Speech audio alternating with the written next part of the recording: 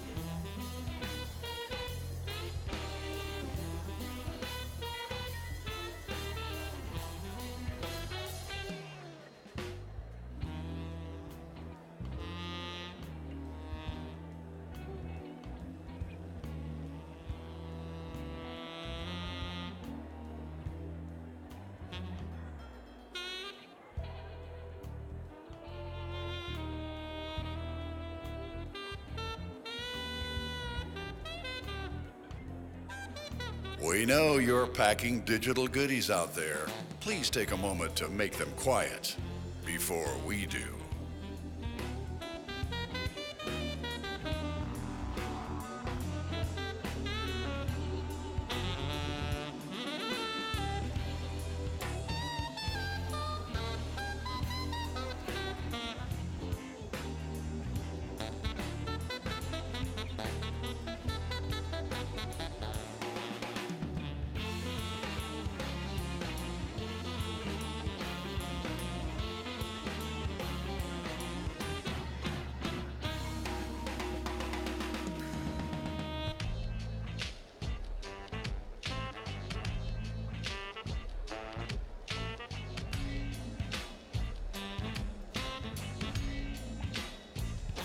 Please silence all electronic devices.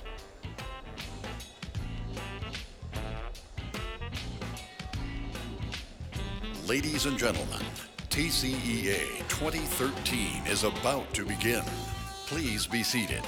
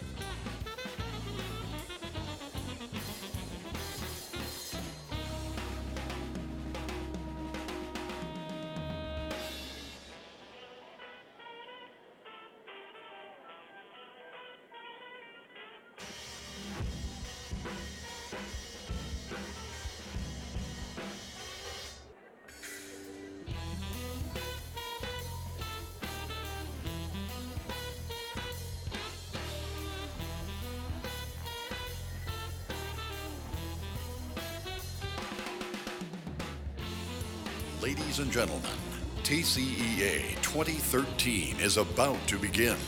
Please be seated.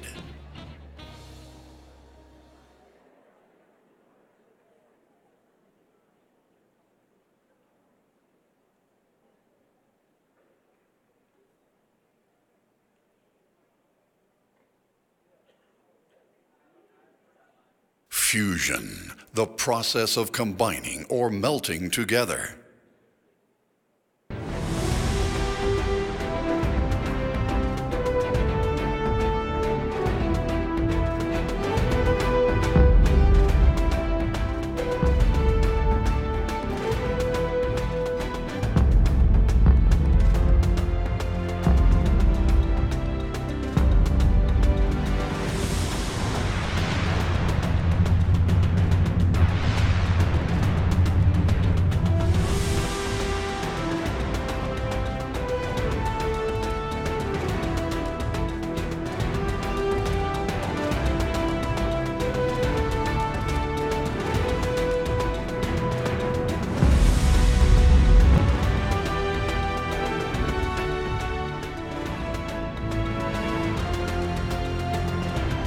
This is TCEA 2013, Learning in a New Light.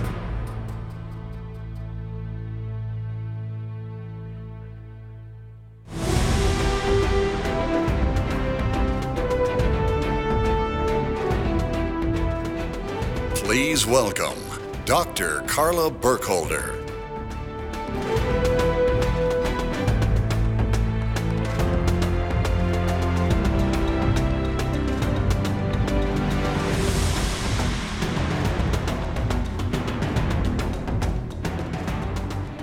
Good morning, everyone, and welcome. At this time, I'm going to ask you to please silence all of your electronic devices. And I would like to introduce to you United States Air Force retired Lieutenant Colonel Leonard Timoni and the Reagan High School Junior ROTC.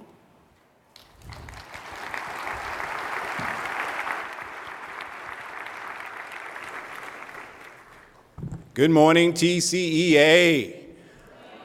I had a 35-minute speech prepared, but I was told I only have like a minute and a half.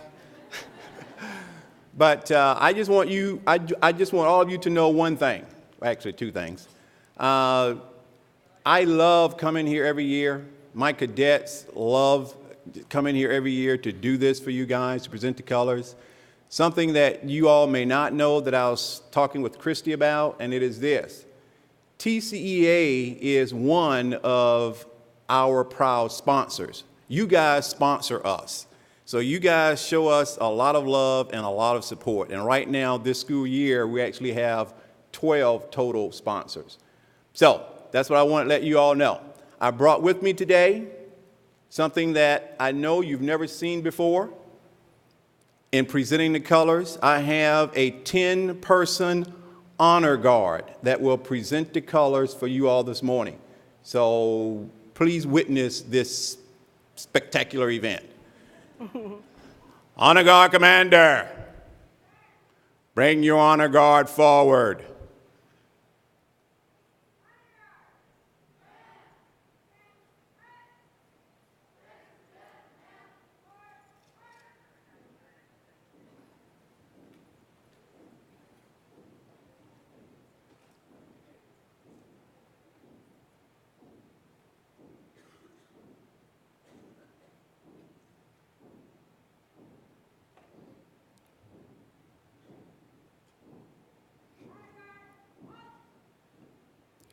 Rather than me take the time to introduce each one of them, I will have my honor guard introduce themselves to you, and they will do it this way.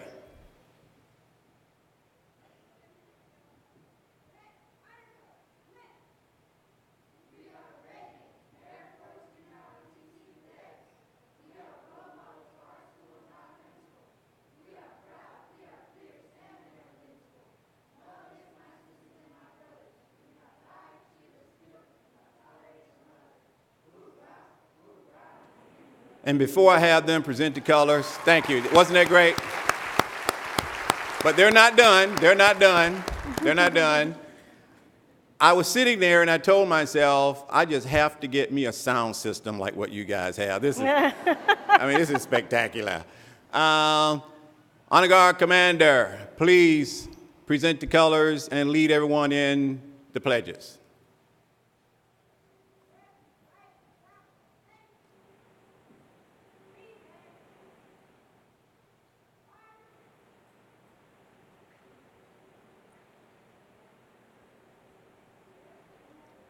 The American Pledge. I pledge allegiance to the flag of the United States of America and to the republic for which it stands, one nation, under God, indivisible, with liberty and justice for all. And now for the Texas Pledge. Honor the Texas. I pledge allegiance to thee, Texas, one state, under God, one and indivisible.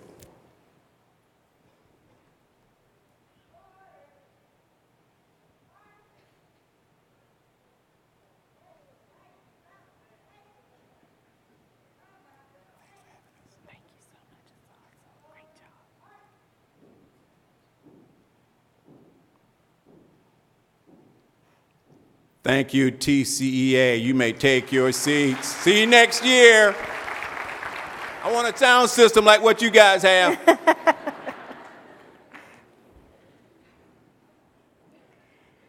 Thank you to Reagan High School Junior ROTC and retired Lieutenant Colonel Leonard Timoni. We thank you very much. Yes.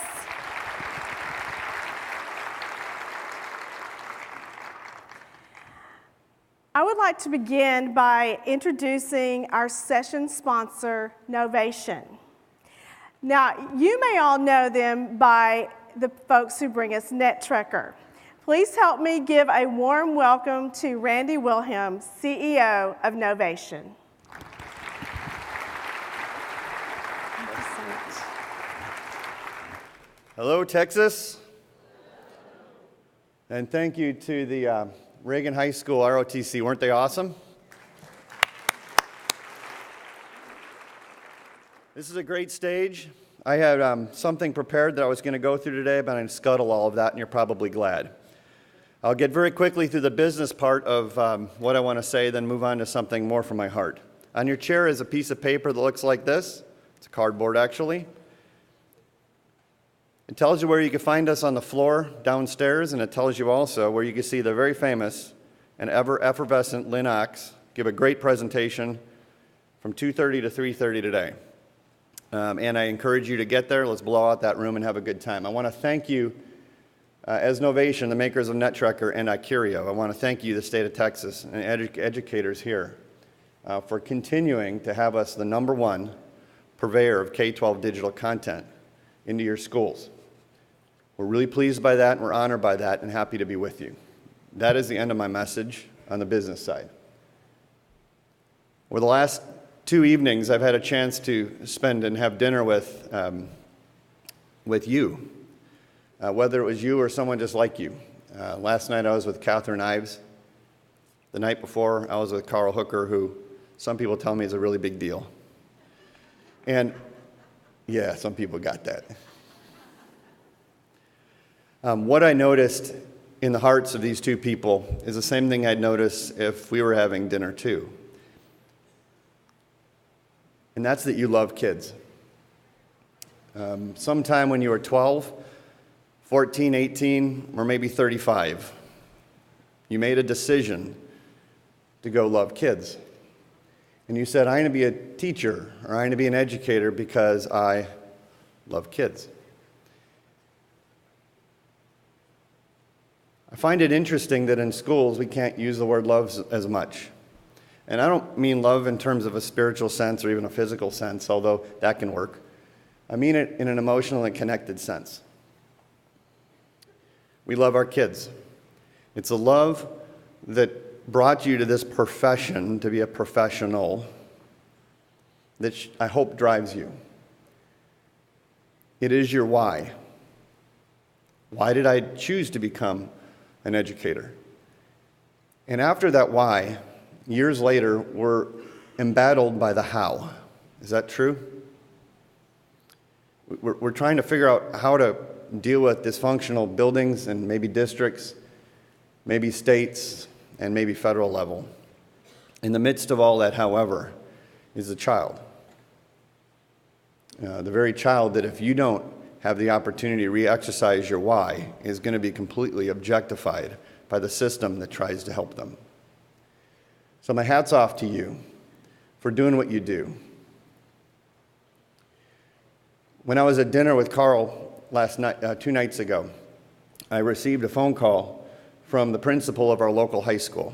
And it came up on my phone, and I kind of turned it around and said, look, it's the principal from our local high school. He's calling me about something. He's a great guy. I told him he's all tatted up, and he spikes his hair straight up, and he's a really cool dude. And I ignored it because we were having a nice conversation. The text that followed a minute later was that the 10th grade young male that I was mentoring in school hung himself that day.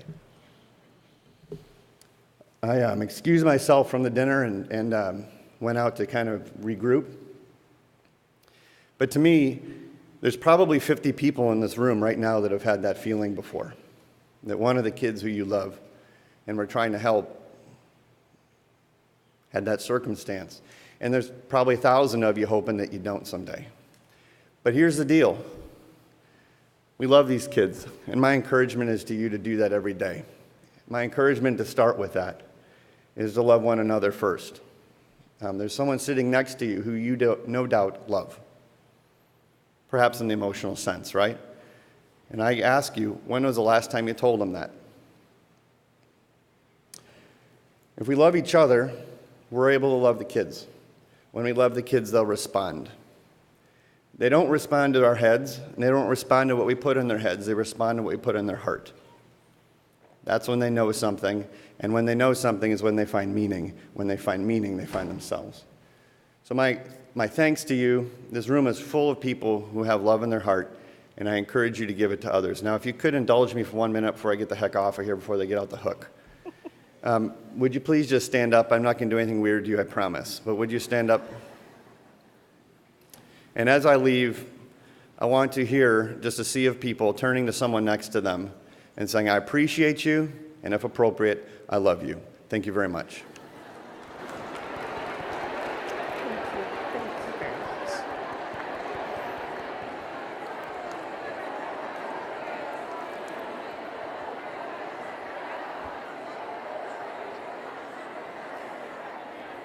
I love it. It's a room full of love for each other and for our kids. Thank you to Randy. And thank you to Novation. Please give him a big hand.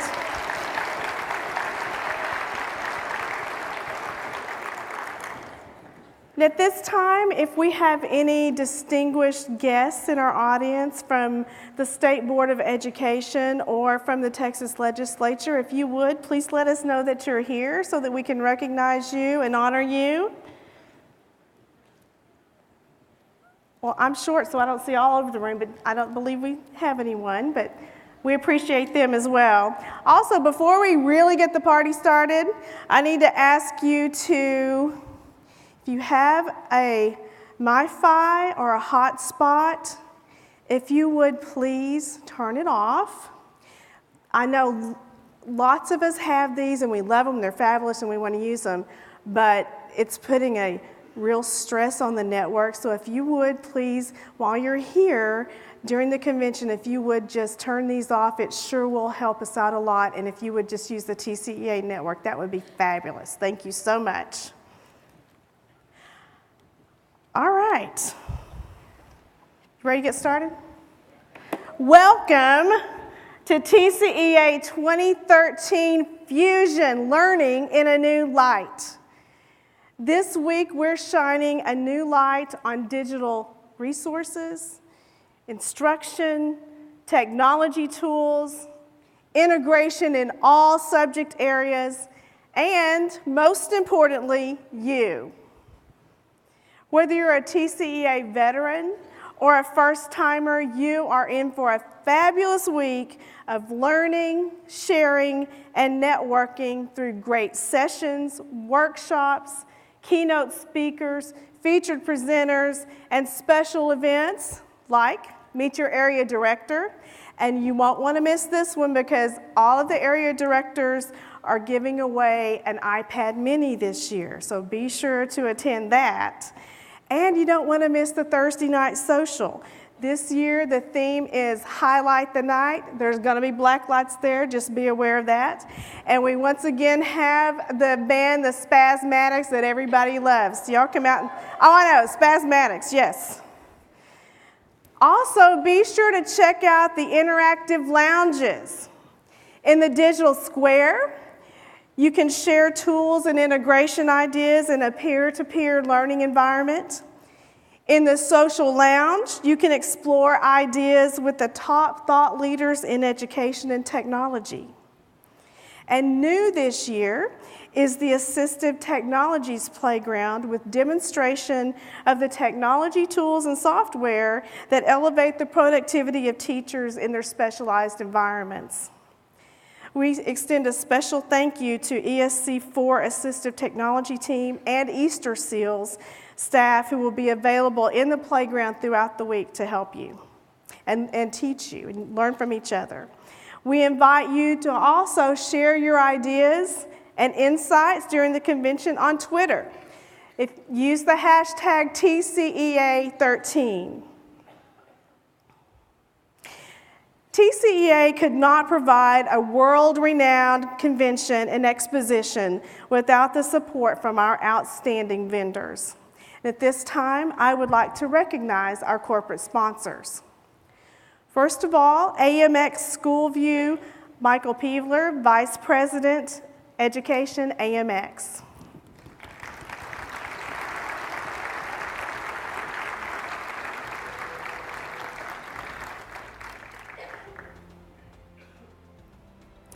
Earthwalk Communications, Cy Ditmore, Texas Sales Manager.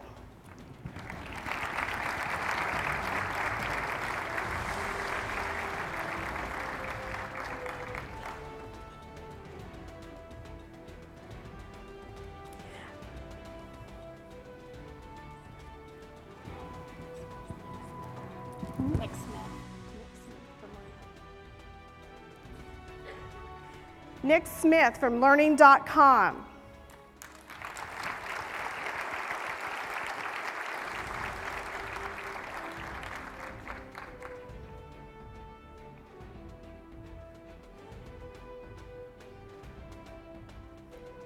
Samsung Electronics America, Diane Ashby, Senior Manager, Business Development, EBD Verticals and Virtualization.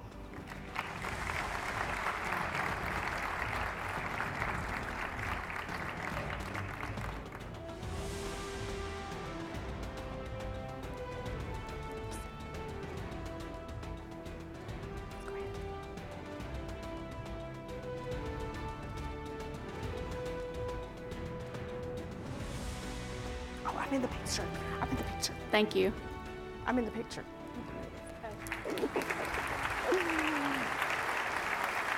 Thank you for all you do. I would also like to thank the event and equipment sponsors for 2013. They are Absolute Software, Atomic Learning, Bradford, Compass Learning, Computer Land of East Texas, Content Keeper, Data Projections, Discovery Education, Engaging Solutions, Follett Software, Wale, ISTE, Novation, Lightspeed, MDR, and Skyward. Thank you.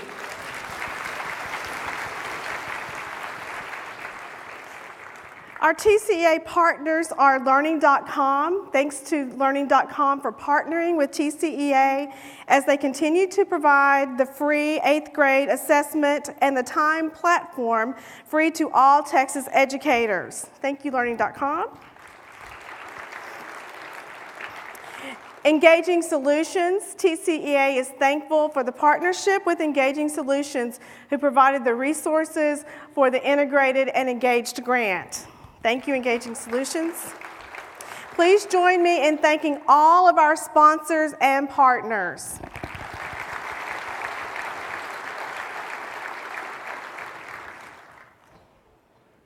At this time, I'd like to introduce to you our Vice President of Member Services, Cindy Galt.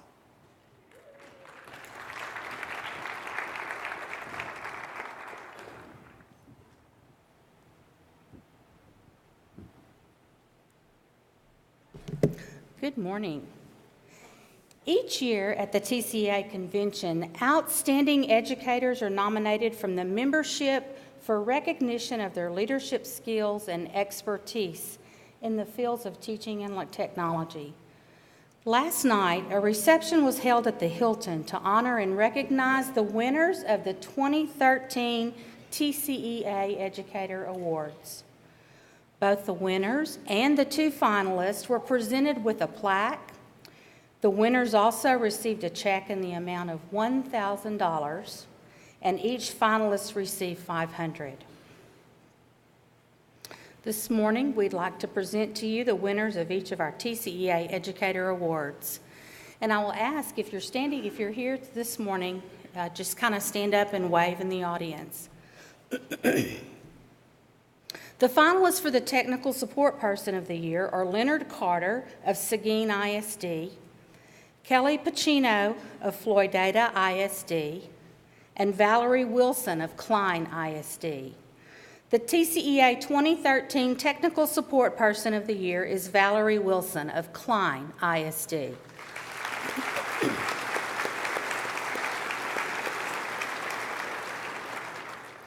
Finalists for the Library Media Specialist of the Year are Melanie Burford of McKinney ISD, Renee Dyer of Westlake ISD, and Kelly Valdez of Northwest ISD.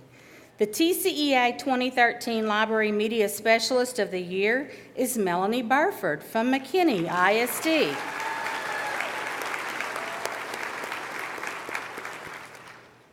Finalists for the Classroom Teacher of the Year are Jolie Barker of McKinney ISD, Lisa Carnoza of Northeast ISD, and Michelle Reinhardt of Rankin ISD and ESC 18.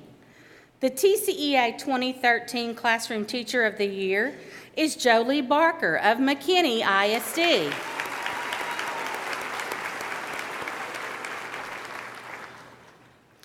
Finalists for the Instructional Technology Specialist of the Year are Pam Cranford of White Oak ISD, Amy Mayer of Huntsville ISD, and Donita O'Hare of Frisco ISD.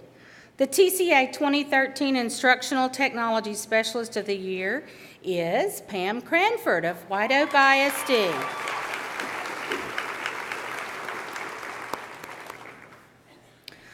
Finalists for the District or Campus Administrator of the Year are Mitzi Neely of White Oak ISD, Clyde Skarkey of Deer Park ISD, and Liz Wysocki of Bastrop ISD.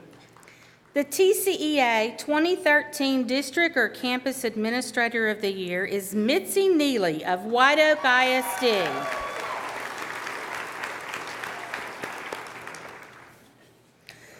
Finalists for the Technology Administrator of the Year are Deborah Azell of Fort Stockton ISD, Carmen Garcia of McAllen ISD, and Janice Hornsby of Axtell ISD. The TCEA 2013 Technology Administrator of the Year is Deborah Azell of Fort Stockton ISD.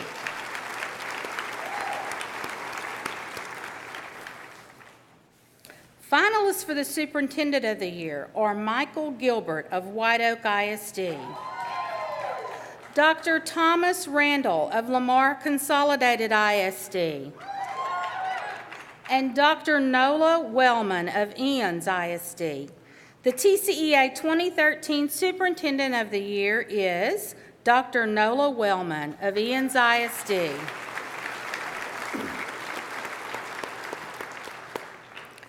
The Lifetime Achievement for the Advancement of Technology in Education Award is presented to a professional educator who has worked tirelessly to advance the use of technology in education. The Lifetime Achievement Award is open to all public, private, and peripheral educators with 20 or more years of experience as an educator. This year's Lifetime Achievement Award honoree is Dr. Kay Abernathy of Lamar University.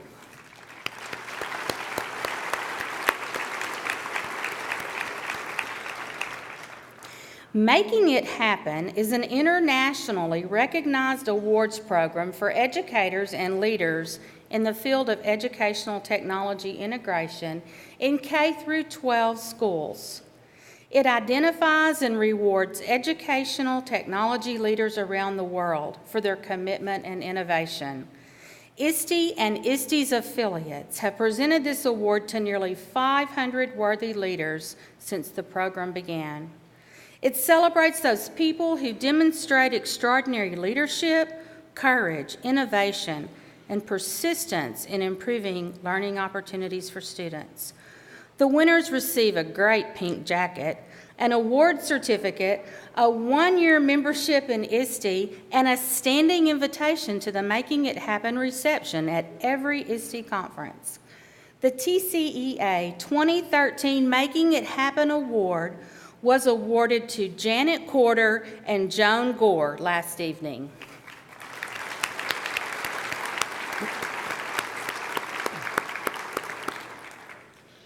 Last night, TCEA scholarships and grants were also presented to deserving teachers and students who desire to further their education of technology education.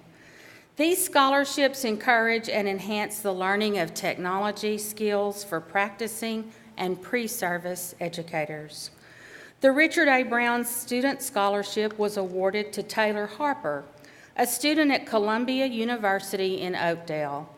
The Robert E. Knight Professional Scholarship was awarded to Amy Ryan of Wichita Falls ISD. The Integrated and Engaged Grant recipient is Emily Camp of Palestine ISD. The ATPE Get Mobile Grant recipients are Paula Simmons Brooks of Lovejoy ISD, Tara Former of Alpine ISD, Pamela Curl of Louisville ISD, and Victor Cantu of Edinburgh ISD.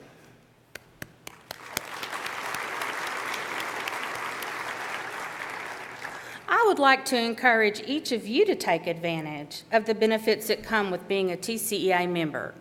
As a TCEA member, you're eligible to apply for available grants, scholarships, and awards. And as a TCEA member, you're eligible to participate in discounted and free professional development. We like free.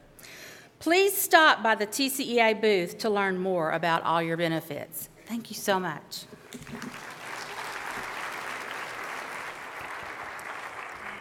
In order to see learning in a new light, districts need access to mobile devices, resources, and upgraded infrastructure, including adequate access to broadband.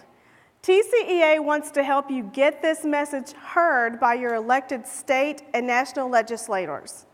We need each of you to take a minute and stop by the TCEA booth and send emails to your state and national elected officials using the TCEA social community. When completing this process, your name will be submitted into a drawing for an iPad mini. We are giving away 2 more iPad minis, one on Wednesday at 6 p.m. and one on Thursday at 6 p.m. You do not need to be present to win.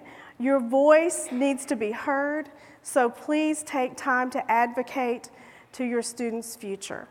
Remember, you can help students learn in a new light by stopping by the TCEA booth.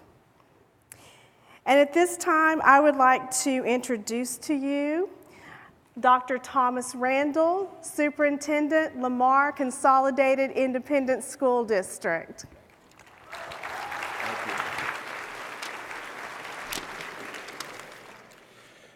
Australia's education revolution is well known around the world for advancing technology use in the classroom. Our keynote speaker this morning, Peter Sheehan, was hands-on in schools in Australia at the time and driving the technology-based revolution. As the founder and CEO of Change Labs, Peter was involved in the education revolution in two key roles: working with administrators and principals and leading the requisite culture change in schools in partnership with Australia's Council of Education Leaders, and working directly with teachers as the creator and executor of the Apple-powered Beyond Chalks program, which taught tens of thousands of teachers in classroom settings how to use technology in the classroom in a pedagogically sound fashion. The author of books including bestseller Flip and Generation Y, Peter believes the secret to learning in a new light starts with the assumptions we make about change, how to best respond to that change, and the assumptions we have about our own personal ability to manage and thrive in this new environment. Peter will draw from his experience in Australia's context, from their context, as well as many of the other major changes that are initiated around the world, and talk directly about the assumptions we might be making about change in education and how we can thrive in this new environment. Please help me welcome Peter Sheehan.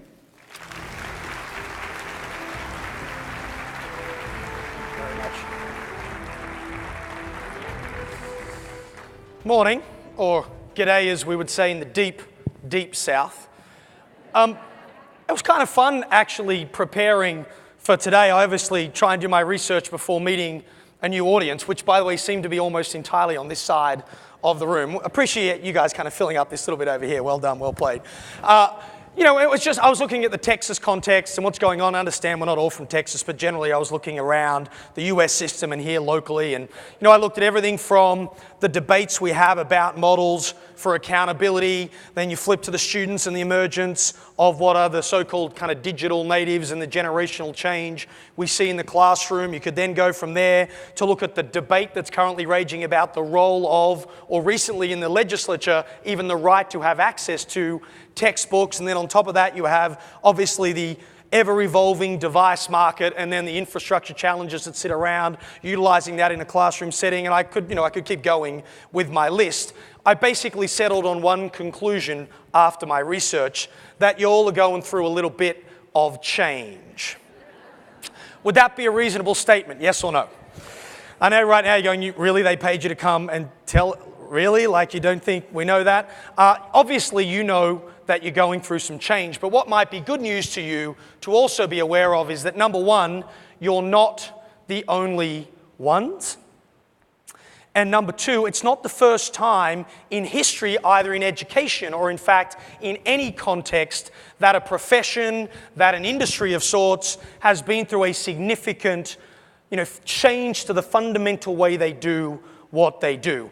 And when we were involved not just in the kind of education revolution, as it was called at the time in Australia, but many other change initiatives that have been pretty big around the world, one of the times we got involved in a project like that, our clients specifically asked us to go back through history and study industries, communities, societies, companies, everything we could find of people who'd been through that kind of change and found out who was successful after that change, who wasn't successful, and what was the key difference between the two. So if it's all right with you, I'm going to start completely outside of education and share with you some of the things we discovered in this research. Then I'll segue into talking about how that relates to what we learnt in the tech technology and education sort of projects we've been involved in, and then we'll sort of talk about what that might mean for you as an educator. In this study, we went all the way back in history to study environments that had changed. And the very first example we could find of written plans to adjust to significant changes was way back in 1901. And we found a really interesting sort of strategy for responding to change in the city of London in 1901. That is London, England. And the deal, so what basically we found was that the mayor of London at the time was trying to respond to and deal with massive increases in the urban population of London. So he decided to get all the smart people he could find into a room. He had members of the royal family, he had academics, he had educators, he had entrepreneurs, he had politicians, everyone he could find, put them in a room, 3 days. And at the end of the 3 days, the entire collective had basically agreed on 3 key issues that they felt like the City of London would need to respond to the change of growing population. So just imagine, it's 1901, you run a city, your population's exploding. What 3 things do you think would have been on your mind? That's literally a question for you, by the way. This is an opportunity to get involved, as they would say. What do you think would have been on your plan if you ran the city? Housing was the third issue, yeah? Transportation was the first issue. The primary issue on their plan was that they estimated that based on population growth, they'd need 1 million new horses to get people around. Now, if you have 1 million new animals getting around the city, you've got a whole lot of other problems that you now have to deal with. The second issue was hygiene infrastructure. How do you keep the city clean? The third one, and someone yelled it out over here, was housing, but specifically housing prices.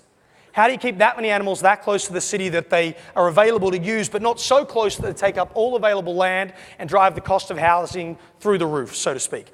Quick question. How relevant was their strategic plan for responding to change come, say, 1905? How relevant was their plan, do you think? Not at all. Park that. We came across an example here in North America in the late 80s, early 90s, where AT&T, who were also dealing with change at the time, which was basically cellular mobile technology, a change that we're obviously still dealing with in education. And the question they asked, they went to a big consulting company, paid them a fortune and said, how do we respond to this change? And here was the question they asked. If AT&T was to sell 100% of cell phones in 100% of the world's markets forever, how many phones might they sell? And the report came back at 900,000 units. This room will probably go through 900,000 cell phones by the time we're done. Park that. Final example before I make the link to education for you. We were working with the subscription television and radio industry. These are the people that make their money controlling the distribution of video and audio content. You know the brands, you know the companies. Anyway, we're doing a bunch of research and we're invited to the global conference to present our findings of what we had learnt. And I was the second presenter. The first presenter on the day was a Texan man, in fact, at the time the CEO of the largest satellite TV company in the world. This is 4.5 years ago. Listen to what he said. Quote, I cannot see a time in the next 7 years when broadband speed will be fast enough to threaten the distribution of video content. Unquote. I was the next presenter. I basically just got up and went, dude, seriously? By the way, no, I totally didn't say that. I just told a lie. I wish I had the courage to say that. I actually got up and went, what an interesting perspective. While he gave that, just listen to this. This will tie this whole thing together. While he gave that presentation, there were 2 billion, with a B, 2 billion downloads in the 24 hours prior to giving that speech. Just think about this. Here is an executive running the largest telecommunications company in the world who can't see the 2 billion downloads happening every 24 hours around him, threatening the impact of his ability to make money selling video content. Would it be fair to say the evidence for what the future of telecommunications look like, would it be fair to say it was right in front of him at the time he gave that speech, yes or no? Were there cell phones in the late 80s, early 90s, yes or no? Yeah, they were as big as the podium, and you had to wheel them around, but the evidence was there. Were there cars, or as you would say, cars, in 1900, and were there cars in 1901, yes or no? When you go back through history and you look at industries, you look at communities, you look at environments, you look at sectors who've been through exactly what you're going through right now, you learn one thing. Two, probably. Let's make it two. One, you learn that what changes the sector was never something no one had ever thought of, heard of, talked about for a long period of time. It is almost always, when you go, what's the future look like? And there's so much debate on the future of the classroom and the future of schools and the future of learning and the role of the teacher. Nothing is going to come from the outside that we haven't already seen or been talking about at TCEA for years that will fundamentally change what we do. You will see in the next 3 days evidence of exactly what the future of learning looks like in all the workshops that you attend. Two, and here's the thing I really want to talk about today. When you find the people who respond best to the change, it's the ones who make the right assumptions about what's changing, how quickly it will change, how best to respond to that change, and their own personal belief in their ability to respond to that change. In other words, it's the telecommunications company who says cell phones are going to get really, really small, really, really fast, and really, really popular really, really quickly. Let's get ready for that now, not in 5, 10, 15 years when the market makes us get ready for it. It's when the leader of a civic community says, I know there's not many of these things on the periphery and not many people are driving right now, but wow, I could really see this catching on. What might that look like? And that's the conversation I want to talk about now, this concept of the assumptions we make about how to drive successful deployment of technology in education.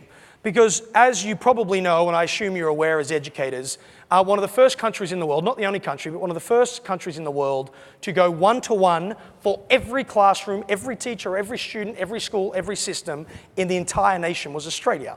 And it was called the Education Revolution. And there are a bunch of fundamental beliefs and assumptions that underpinned it that turned out to be flat out wrong. And as you go on your journey of discovery and your journey of learning, and for those of you who are newer to the real use of technology, I would like what we have learnt in our last 5 years in this space to hopefully guide and light some of the way. It's not that what they have done is better or faster or earlier or anything like that. It's just let's share what we learnt and apply it. But I'm going to do it in two ways. One, I'm going to share the assumption about education, but I'm going to use outside of education examples to illustrate it, because I had a look at the program and you are going to have 600 workshops on the use of technology in the classroom. I thought you might appreciate an alternative perspective, at least from my role here today. But here are the three assumptions that did not, or that proved to that weren't necessarily understood properly at the beginning of the process. Number one, when we went on the journey, we thought if you just gave teachers enough technology, you would transform the classroom experience. Turns out to be deluded! Exclamation mark.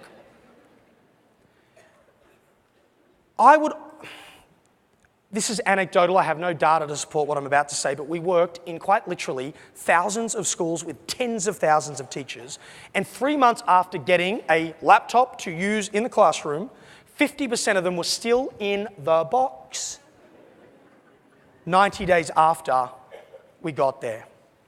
The journey of technology in the classroom, ironically, has very little to do with the technology and much more to do with your personal belief and attitude towards how you might utilize it in that environment. I could give you all the technology in the world. I could give you your Christmas wish list, and it wouldn't transform the learning environment if you weren't personally prepared to go on the journey. And what we learned from that experience was don't approach it through what device, what hardware, what network infrastructure, because we'll have to figure that out, yes, of course. But we need to give equal, if not more, attention to the journey of behavior change required by individual educators in order to utilize that technology well. That was the first assumption. The second assumption, and teachers found this extremely challenging, is that in order to get control, they probably had to give a lot of it up. That was to be vulnerable and exposed in the classroom environment whilst using technology. In other words, they had to step over the ledge into the unknown to actually make progress in their use of technology, aka take serious risks. And the third one, which will make a lot of you feel better who might be somewhat confused, action preceded clarity 99 out of 100 times. Give you an example. Do you know what turned out to be the biggest obstacle to teachers who were engaged, so they understood what they were supposed to be doing, to teachers who were willing to take the risk and utilize technology in the classroom? Did you know what no one had thought of is that there weren't enough power sockets in the classroom to plug the machines in. I get you feel the pain, right? And sometimes you just have to go to learn that stuff, you know? All in, see what happens, let's go. So let's start with the first one. It's not about the technology, it's actually about the teachers. And let me share with you a couple of things we learnt that might help you on your own journey. First one was this.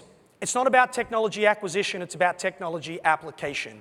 You don't need lots of technology, you just often can get away with using what you've got. 2, technology does not take an average teacher and make them outstanding. Technology amplifies the underlying competency of the educator in the environment, either for good or, let's be honest about it, clearly not this crowd, for worse. And 3, the excuses teachers who were not willing or were very slow on the journey gave for why they weren't going on the journey. I don't have access to it, it's too hard, my students know more than I, turned out to be all flat out wrong. When you sat down, interviewed them, turned the cameras off, turned the microphones off, they were just flat out scared they'd look stupid in front of their kids. So there were a bunch of things that came up really quickly when we rolled this out. So here's what the sorts of things that you could think to use to do about it. Number 1, where possible, as a teacher, as an administrator, depending on which lens you're looking at, mitigate the risk of using the technology at least once in the process. I'm going to use external examples here. So we had Super Bowl last weekend. I was in San Francisco on the day. Let's just say they were pretty depressed at the end of the experience. The first Super Bowl I ever watched was 2009, also in New Orleans. In fact, I think New Orleans won that Super Bowl.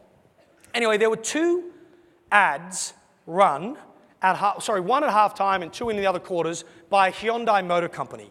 And Hyundai Motor Company launched a strategy which I would call risk mitigation for selling cars. Go back and think about how tough the market was in 2009 in the economy and selling motor vehicles, etc. To give you some context, when you control for cash for clunkers, GM was down about 28%, Ford was down 23%, and Nissan was down 48% year-on-year volumes. That's how bad the market was. Hyundai ran a campaign. Does anyone remember what it was? If you buy a car and you lose your job, bring it back and we'll give you all of your money back. Let me show you briefly what the results of that were. Their numbers spiked on the back of this campaign, 25% in the first year and 40% in the second. Hyundai moved 973,292 cars, while everyone else was going backwards. They're going through the roof, all based on one promise.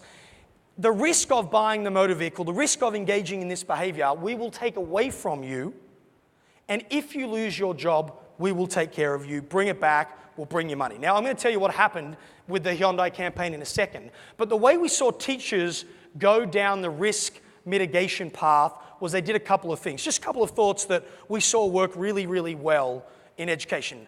The first one was when the school itself created structured, dedicated time for teachers to experiment with, use, and design lesson plans around technology.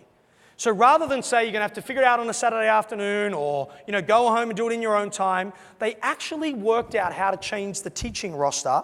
And by the way, we have exactly the same resource constraints and budget cuts and all the stuff you're dealing with. Some schools figured it out and created structured environments for people to build their lesson plans. Obviously, there were buddies and mentors, and we'll talk all about that.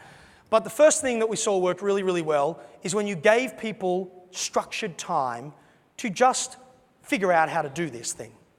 The second thing, and I've just used the acronym, I'm assuming most of you are aware of the SAMA model for going through the education process. If you're not, it's a really simple and I think actually stunning model, academic model for understanding the journey of teachers using technology in the classroom.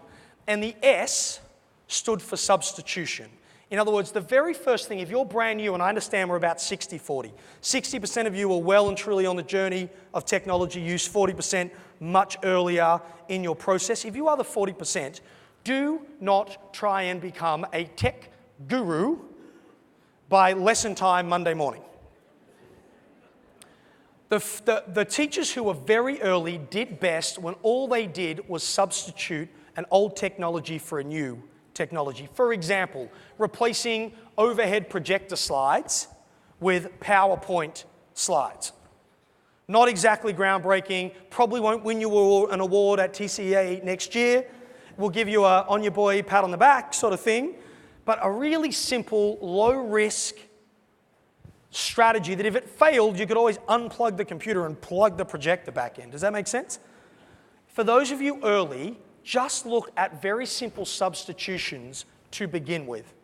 The A, by the way, stands for augmentation. It's this concept of how could you take that technology and make it a slightly richer experience. So go from overhead projector to maybe embedding a video in the PowerPoint. Just really, really simple. Do not try and bite off too much too early. Let's go back to Hyundai, though, for a second.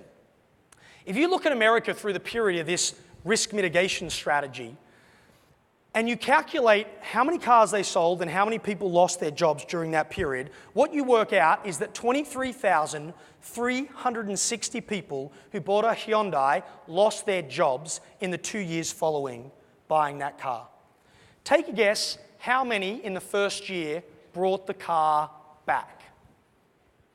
How many? Like 23,000 cars could have been returned. How many came back in the first year? Just guess. 10%. You know, that would be a pretty good result if only 10% of people who could have exercised their option. Here's what it was. 100 units, period. 23,000 people could have bought it back and 100 people did. Hyundai were like, what is going on here? Free money, people. Hello? So they went out and when they did a bit of research, they found out a couple of things. One of the things they found out was people were confident they were going to get a job. So they figured they would need the car to get that job and that their savings wouldn't run out by the time they found further employment. Two, they'd fallen in love with their Hyundai and couldn't bear the thought of passing with it, so they were prepared to spend their life savings to keep it. By the end of the second year, only 350 cars were returned. That was a total market value, total cost for Hyundai of $2.6 million. That's it. Did you know the ad they ran, one of the ads, just one of the ads they ran at the Super Bowl cost them $3 million? They could not figure out why people weren't engaging in what was a very rational behavior. Does that make sense? Like, why wouldn't you bring it back? You need the money, you couldn't find the work, bring the car back. Here's what they found out. Listen to this. This is critical for understanding technology adoption. Here's what they found out. People were too embarrassed to bring the car back. So even though it made perfect rational sense, even though it cost them a fortune, they wouldn't engage in the behavior because of the fear of how they might look as being the person who had to admit to their neighbors, admit to the local car yard, go through the 15-minute experience to get their money back. They didn't want and I'm going to use the honest word, shame that was associated with what that behavior might look like to their peers. We found exactly the same behavior in schools. Exactly the same behavior. Did you know teaching is the only profession on earth that happens primarily behind closed doors? With very little peer review, very little independent third party. I mean, you know, this is why there's so much debate about, are test scores really the right model? Shouldn't we actually be observing what happens? I don't know if you know this, but the number one variable to a student's test score result is how smart they were when they started the year in the classroom. That's the most powerful variable academically for determining results.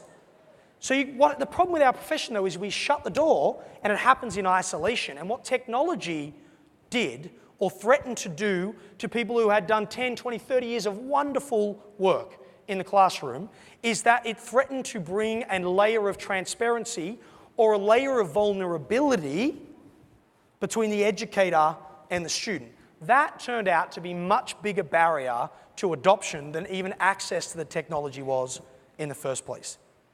You can't just mitigate the risk.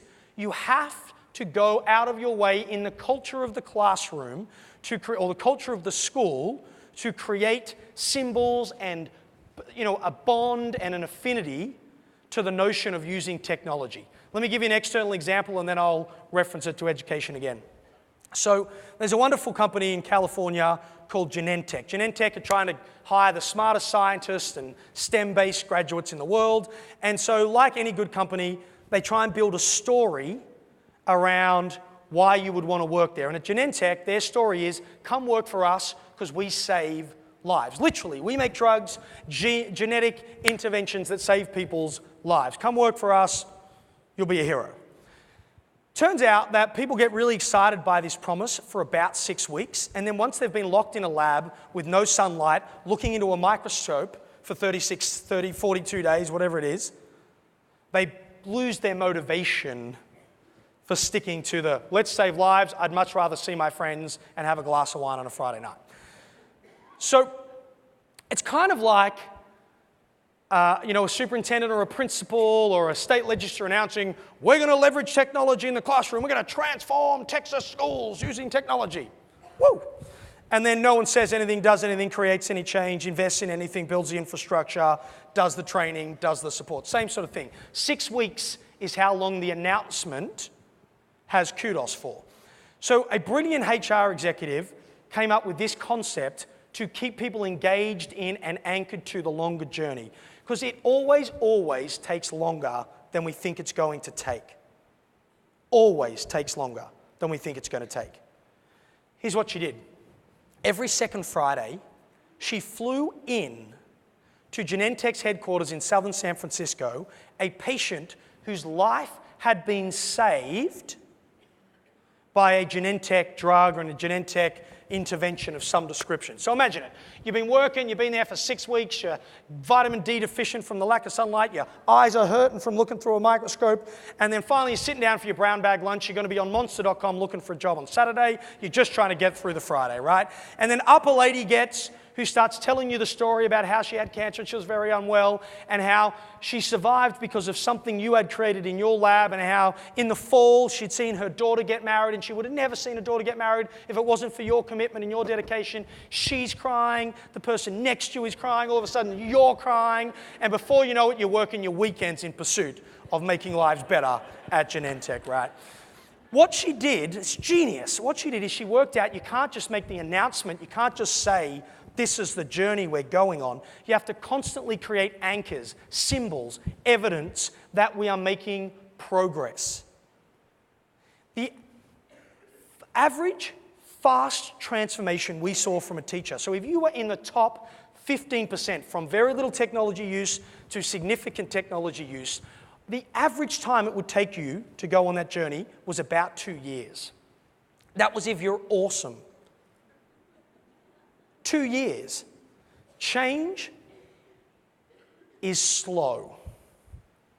So you have to constantly invest in the staff meetings, the recognition, the brown bag lunches, having your peers maybe once at every third staff meeting share a 5-minute snippet of how they're embedding technology in the classroom.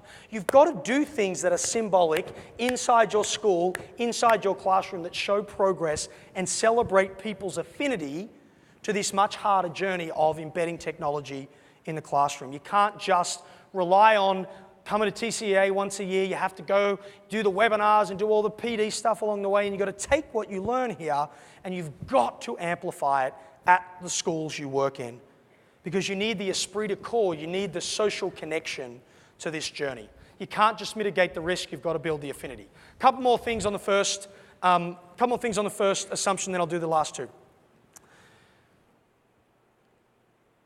Did you know that they estimate, I don't know where they get these numbers, by the way, but they estimate that the human mind has 60,000 fully constructed thoughts a day. 60,000. Apparently, though, 57,000 of them were exactly the same thoughts we had yesterday. Have you ever... So, the biggest obstacle we found was identity-based. It was fear of looking silly. Second biggest obstacle we faced was not access to technology. Second biggest obstacle we saw was people who were just used to teaching a certain way. As we like to say, people who are good with hammers think everything is a nail. And they just keep hammering everything that they see, and when you give them a wrench, technology, they don't necessarily make the jump. So we found when working one-on-one with educators, you had to break their habits. So I want to give an example of just how powerful this can be if you get smart about how you break it. One of the biggest social challenges in America is obesity, obviously. And in fact, I understand the most challenged state in America is West Virginia. Apparently it has something to do with bacon, I'm not sure, but it's not good. And so for decades, we've been spending millions and millions of dollars trying to fix the kind of healthcare challenges that relate to this. And then no one's had much success. And what you see on the slide, if we can have my slides up, that'd be awesome. What you'll see on the slides is the food pyramid, which, by the way, we've spent a lot of taxpayer money improving the food pyramid to make it less confusing.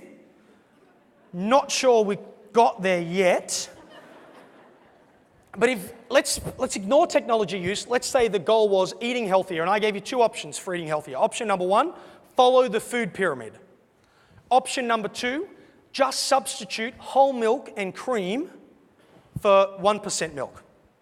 So whenever you put whole milk on your cereal or in your coffee or in your tea, sorry, you don't really put in your tea here, coffee, switch it for 1% milk. That's option two. Option one is stick to the pyramid. Which one do you think would be easier to follow? Here's what happened.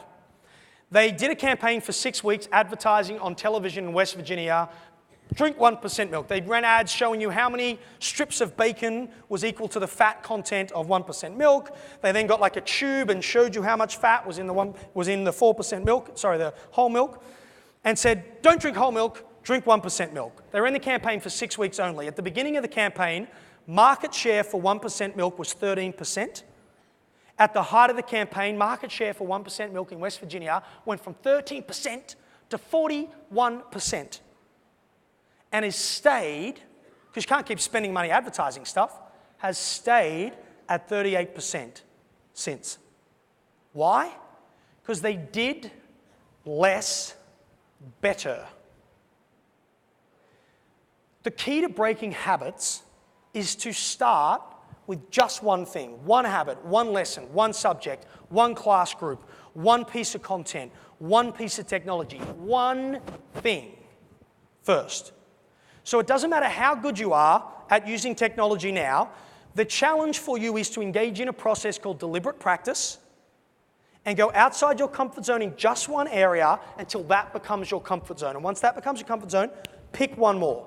Let that become your comfort zone. Pick one more. Let that become your comfort zone. Pick one more. Let that become your comfort zone. There's all this stuff being talked about around 10,000 hours. Malcolm Gladwell wrote that great book called The Outliers. The problem is he didn't talk about all the research. It's not 10,000 hours that makes you amazing.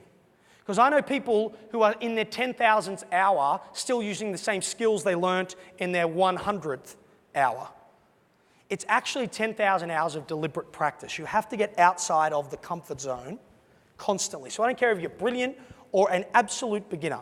You're still habituating a certain standard for performance. And the development is just one additional challenge at a time. So, last one. And then I'm going to do the other two quickly. Does anyone, can you guys see, leave that slide up if you can. Can you guys see that slide very well? Yeah, you can see that. Does anyone know what that is? Looks like a supermarket. It's actually a subway, as in a train station in Seoul, South Korea. Now, don't freak out. They're not selling meat in the subway. that is actually just a photograph stuck to the wall of the subway. What they're trying to do is, for some reason, people are in a habit of going to the grocery store when it's much simpler, much faster, and actually cheaper for the ecosystem to buy it online and have it delivered to your door, yet penetration's only like 4%. So they were like, how do we break this habit? So here's what they did. They covered the subway walls with images of what your supermarket aisle would look like. And here is what you do. Quite literally, here is what you do. You take out your smartphone while you're waiting for the train, and you take photos of the items you would like to purchase. You hit order, and it guarantees delivery to your door in 3 hours of taking the photos. That's pretty cool, right? It's driven by a company called Tesco under a brand called Home Plus, and it'd work way better in Seoul than it would work in Austin for a couple of reasons. One is concentration of population and how close everybody lives together. But what is interesting about that is 64,000 people jumped on board and started doing it in the first week. Why? Because they didn't introduce anything radically new. Everyone already had a phone. Everyone was already getting the subway. They used an image identical to what you would see in the store, and all you had to do was take a photo with a device that you already knew how to use. How difficult was the behavior change required to be successful? 0. Here is what we found. Teachers did better when they used technology they already had. Think about that for a second.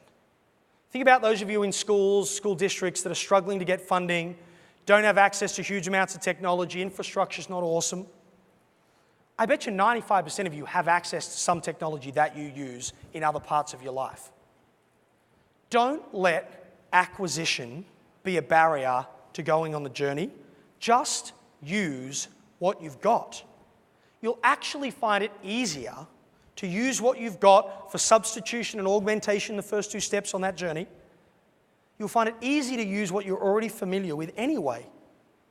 You might find that not having access to everything you want on your wish list might accelerate your journey rather than actually be a detractor. Does that make sense? Because it's not about the technology. It's about the teacher. It's about ourselves driving and doing things differently. So, second major assumption that we learned. I've got 10 minutes to go, so I better be fast. Second major assumption that we learned was to get control, you sometimes had to give it up. Think about this for a second. You can't take the mode of teaching that was successful in a no technology environment and apply it to the technology environment. Let me ask you 2 questions. Question number 1. What are the most visited websites in the world? Google was number 1 last month. Facebook was number 2. Guess what was number 3? Wasn't YouTube? Yahoo. Who would have thought they were even still rocking?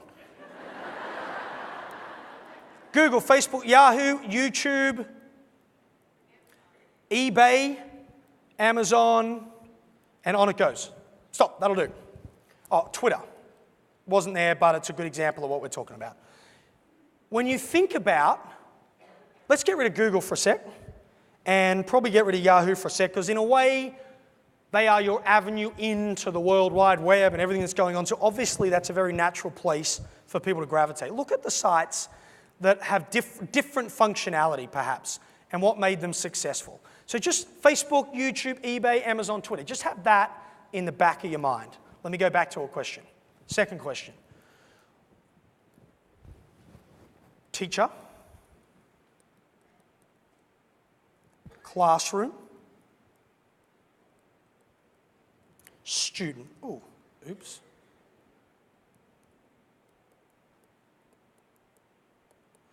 What is the traditional relationship? Traditional, not what you guys do, I get I'm preaching to the choir, right? But the traditional approach to education between teacher and student. What was the traditional approach? I mean, if you were to draw it, in fact, I asked a group of educators that question once, and the best metaphor I ever heard was a lady said, jug to mug. I'm the all-knowing teacher with all the content in the world. Here is a sponge for me to pour my infinite wisdom into. Teach, teach, teach, test, test, test, go. In other words, you could probably draw it like this. Now, I know that's a little bit cynical, and I know that's not you, but would that be a reasonable assumption to make about historical approaches to education, yes or no? Cool. So, here's why I asked you the question of technology. I think if you wanted to do a human study on what individual humans would do when left to their own devices, no laws, no legislation, no nothing, just people doing what people do, which was basically the World Wide Web. What did people gravitate to would teach you the natural human state, how people like to be naturally when you don't enforce structure around them that changes their behavior. And when people are left to their own devices, they go to places like Facebook, YouTube, eBay, Amazon from a consumer perspective, but let's say Twitter as well. And if you were to draw that on this relationship, it wouldn't look like this, would it? When human beings are left to do what human beings do, here is what they do. They connect, they collaborate, and they share. Who creates the content on Facebook? Just like, I don't know, people? Who uploads, did you know there were 1 trillion, just short of 1 trillion downloads on YouTube last year? Who uploaded all that video? Yes, some of you are like, that would be me. Just people, right? This is a provocative question, but name one piece of content that you test that I couldn't find on Google in 15 seconds or less. Here is what we saw. The best uses of technology in the classroom, and by the way, there is a massive role for the educator, both in a content and facilitation role. In fact, we found that when technology was used, teachers became more important to learning, not less important to learning, because what they did, they did it really, really well. The teachers who are on this journey and just kicking it out there, here's what they did. They let technology do two things for them. Number one, hijack content transfer. We went and interviewed teachers. We interviewed a teacher that was teaching in the summer of 1969, which I thought was just amazing. That people, and I was like, wow, what was that like? I said, what was the scariest technology shift you ever faced? She said, the overhead projector. I said, really? She's like, yeah, because most of classroom time was spent writing on the board. She said, we were so scared when we got the overhead projector that we wouldn't know what to do for our hour in the period in the class. She was a secondary teacher. She's like, we didn't know what we'd do for the other 55 minutes once we put the slide up there. I was like, really? She's like, yeah. She's like, this new stuff, way less scary than the overhead projector was way back when. Way less scary. She said the best role technology has played in her life as an educator was to overtake the rudimentary content transfer role of the educator. Let technology drive the transfer. This is what the whole, you use the word fusion. There's a lot of debate around sort of the Salman Khan model and using the video and all that sort of stuff. Let it take over stuff that it can do easily. Don't let it take over stuff that only you can do, which is create environments physically, in many cases, in the majority of cases, where people, if I can have my slide still up, yeah, where people can come together and do this. What technology does when done well is, number one, it creates the time for you to have that conversation, and if you're really on the cutting edge, you use technology to facilitate that discussion. Let me give you a couple of really quick examples, because I'm definitely running out of time at this point. This was a study done out of the University of British Columbia in Canada. It was a physics course. I know you're mostly K-12, but it was first year university, which is basically 12, right? 22-week course. Control group, test group. Both groups, same classroom, same style of education, first 11 weeks, covering physics content, lecturer, in the class, making notes, do your thing, go home, learn stuff. Great. Then at 11 weeks, so halfway through, they split the class.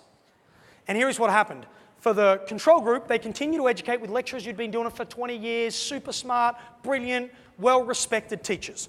Do, same thing. Come into class, do your thing. Come into class, do your thing. Come into class, do your thing. Come into class, do your thing. Second group, they stopped teaching any content at all in the classroom.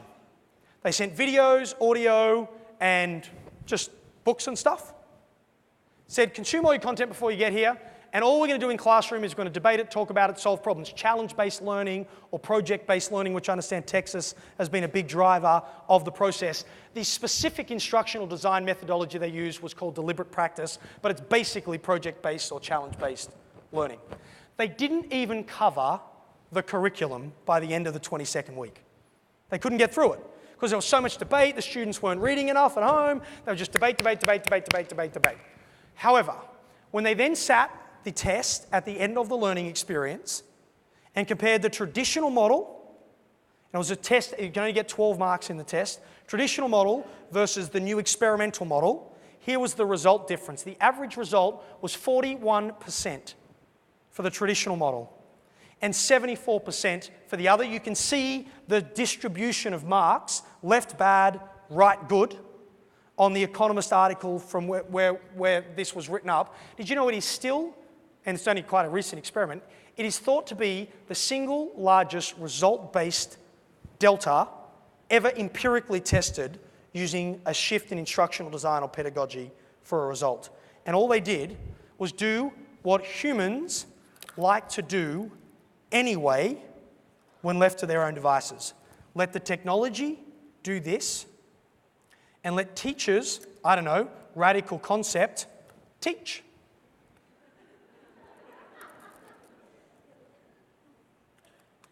Final thought in my minute to go.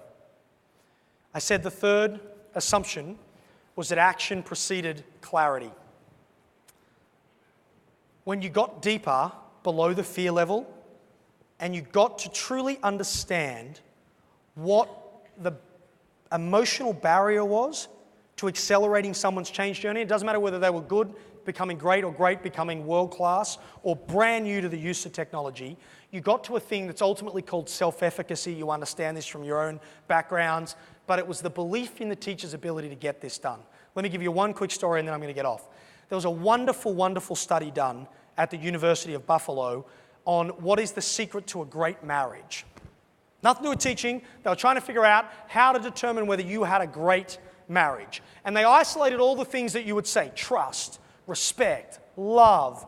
Actually, love was overrated, it turned out, by the way, as a secret to a great marriage. But they tested all these variables, what would determine whether you had a great relationship with your spouse. It turned out that none of the variables was consistent and correlated to, or was causal to, having an amazing relationship.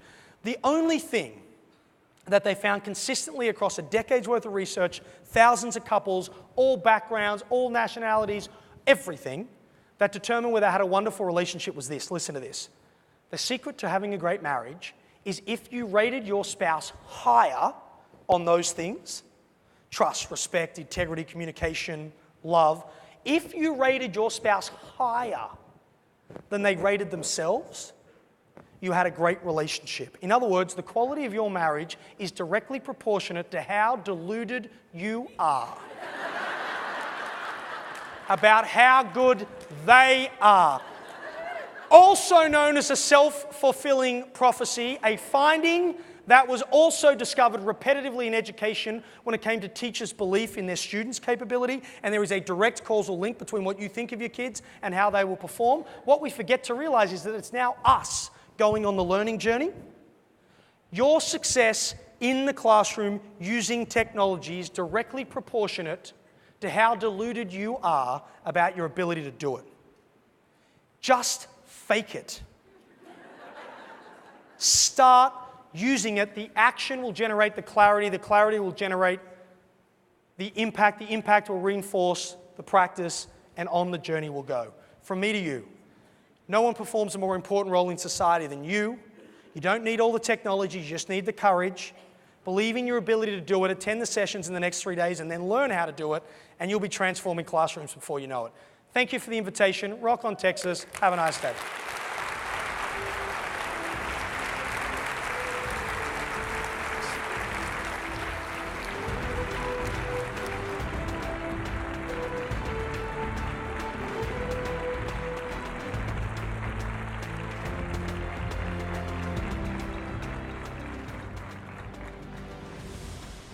Thank you so much, Peter. Mr. Sheehan will be available after the general session for a book signing outside the back doors. And now, for one of your favorite items on the program, it's time for door prizes. Please welcome Holly Davis and Holly Horton to the stage to give away a lot of great stuff.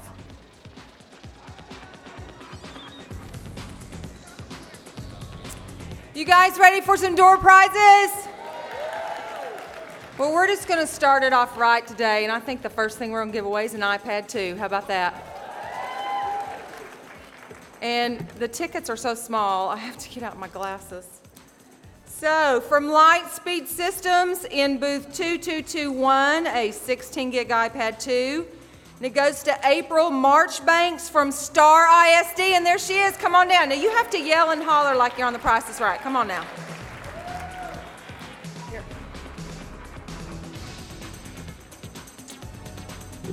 Now, next, if you see Holly and I have these cute little tigers, pandas, and bears, oh my, these little headphones. Won't these be cute on a senior high school football player? From Caliphone International booth in 1415-2, we have 12 of these, 4 of each, and the winner goes to Hallie Roberts and Leander ISD. Oh yeah, we have to have that back now. They wouldn't let me keep it. From Vision Technology in booth 935, we have a great book called Successful Solutions for Student Engagement from our very good friends, Janet Corder and Joan Gore. The winner is, oh, Jennifer, I can't say your last name. Jennifer Z from Hamilton ISD. Is she here? Is she here? Jennifer, are you here? Just say yes or no. Oh, she's in the far back. Oh, see, you have to yell out. There she is. She's waving. Hi. Our next prize from Ellie Lance in booth 1750, who, by the way, gets a lot of my money. I buy scarves, purses, jewelry, you know. We have this brown purse. Men, don't worry. We could call it a man bag. Or Holly calls it a merce. With some beautiful earrings that I tried to put on this morning. Holly wouldn't let me. Renee Rivas Rice from Killeen ISD. Renee, are you here? Hold up. Renee? Come on now. Did she go to the bathroom? No, Renee. No, Renee. Going once. Scream loud. Going twice. Okay, no, Renee. I'm so sorry. So the man bag or the merce or the purse with the earrings goes to, how about Melena Silva from Cal Allen? Is she here? Is she here? Oh, okay, we're going to try again. Nobody wants the purse. I'll take the earrings. It's the merce. How about Christina Gramillion from Caddo Parish Schools? Thank you. There we go.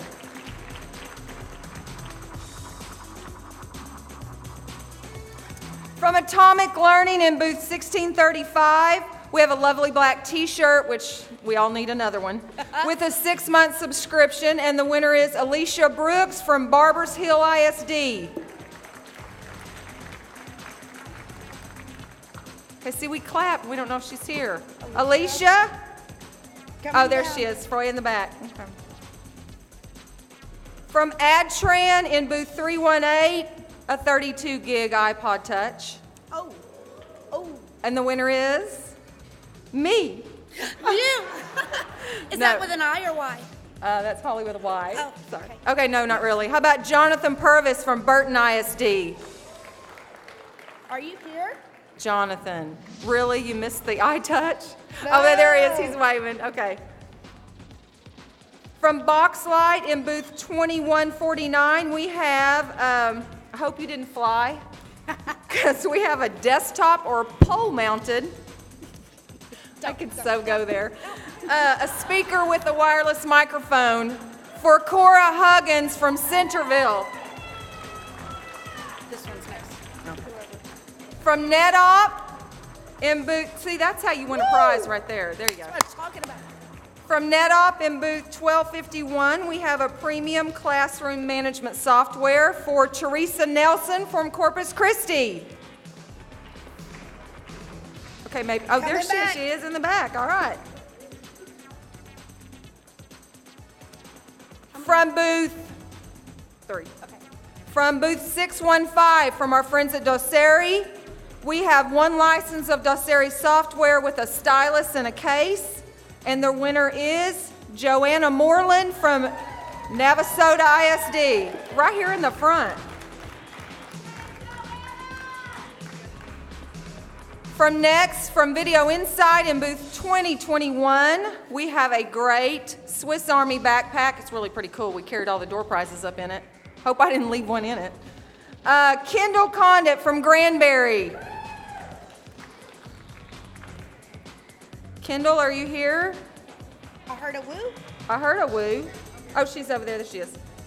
And our last door prize, at least for today's session, but before we give that out, we have great door prizes tomorrow during the general session and for the social, which I hope you come. We have iPads and gift cards, and we got all kinds of stuff. But today, we're going to give out a $3,000 prize from, oh, who's it from?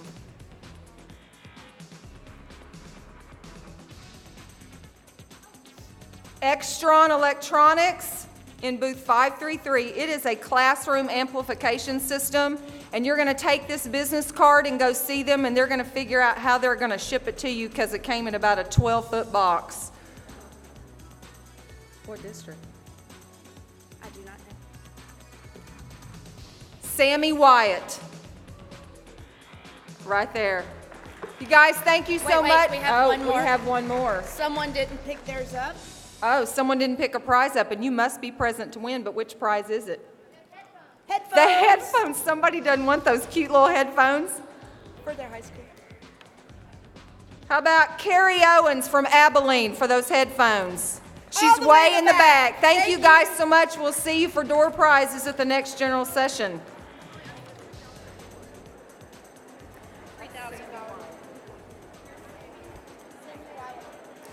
This is going to be a great week of professional learning. We hope you leave with lots of great ideas. Please be sure to exit out these doors and go to the book signing. Have a great week. We'll see you later.